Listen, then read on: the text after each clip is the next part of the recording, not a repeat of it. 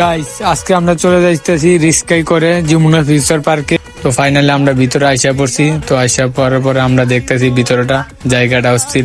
তো যমুনা ফিউচার পার্কে আসার উদ্দেশ্য হলে এই জায়গার ভিতরে ঢুকলে বুঝি কেউ আর আসতে পারে না।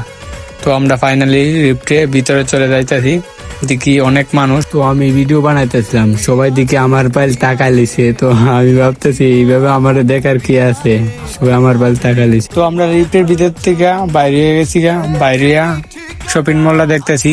তো ওইদিকে দেখলাম গেমস আছে, তো ভাবলাম গেমস খেলি।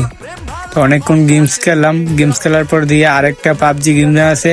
তো সবসময় তো ফ্রি ফায়ার খেলছি, তো ওইদিকে পাবজি খেললাম অনেকক্ষণ। তো খেলে অনেক ভালোই লাগতেছিল। ওইদিকে দিকে আপুরা ছবি তুলতেছে, তো আপুরা ছবি তোলার পর আমিও এক দুইটা ছবি তুললাম। ওয়াও, এই জায়গাটা তো অনেক সুন্দর। এই জায়গাটা থেকে উপর থেকে 5তলা ফ্লোর থেকে জায়গাটা দেখতে অনেক সুন্দর লাগতেছে।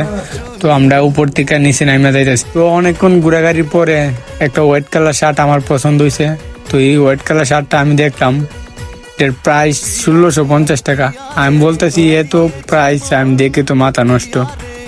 তো ভাবলাম হোয়াইট কালার শার্টটা পছন্দ হয়েছে, লইলাম। তো এইদিকে বন্ধুরা আয়নার সামনে চুল টুল ঠিক করতেছে, বন্ধুকে এরকম লাগতেছে। আমি বলতেছি ওয়াও। তো ওইদিকে এক সুন্দরী আপু দাঁড়া লইছে গ্লাসের ভিতরে, অনেক সুন্দর দেখাইতেছে। তো আমি অনেকক্ষণ দেখলাম, তারপর দেখলাম লালটাকে ভালোই লাগতেছিল। ভাবলাম কাউকে যদি গিফট দেওয়া যাইতো শাড়ি। তো আমরা শপিং করা শেষ, তো আমরা বাইরে যাইতেছি।